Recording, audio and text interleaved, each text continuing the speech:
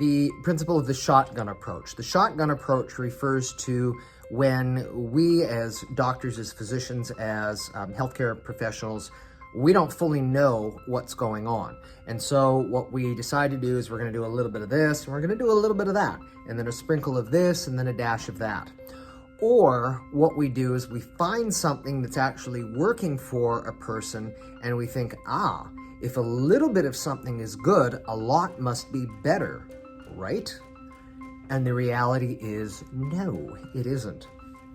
So in certain circumstances, a shotgun approach, believe it or not, may actually be necessary, but this is usually when you have to go to an extreme length in order to save somebody's life.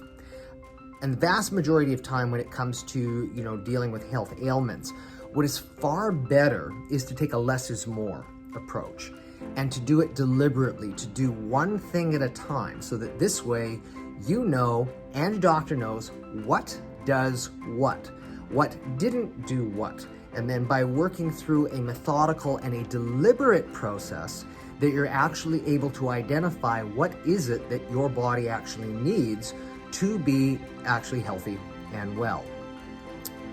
Now, in this note, and this is something where we always need to be, cautious as, doctors, as health professionals as well, is we get into this work to help people. And even though we may have differences of opinion about how it should be done, I do honestly and earnestly believe that, firstly, doctors of any profession are people first.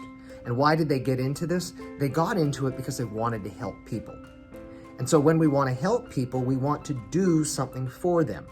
And if a person may be experiencing some discomfort or some issues going on, what do we want to do? We want to do something to be able to help them out.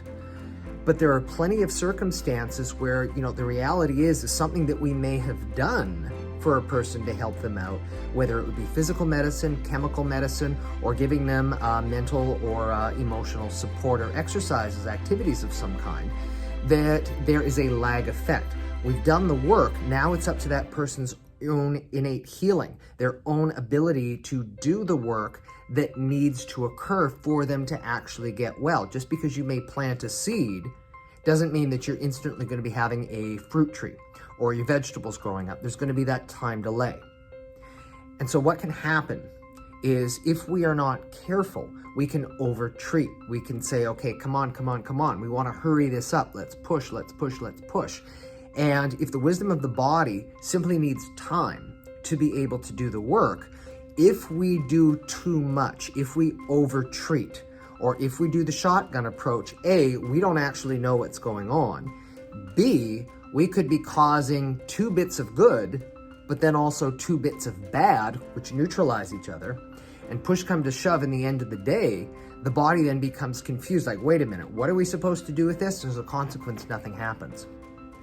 And so very frequently what can happen, and I can be guilty of this one as well, I'm just cognizant of it to try to minimize that as much as possible, is that there's a difference between when a person actually needs some kind of intervention or treatment versus when they just need a bit of time, where maybe even their body needs to have a little bit of a struggle in order to overcome.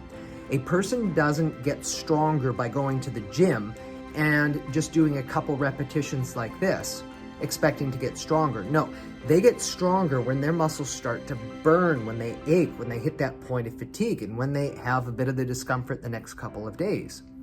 The same goes if a person wants to actually heal.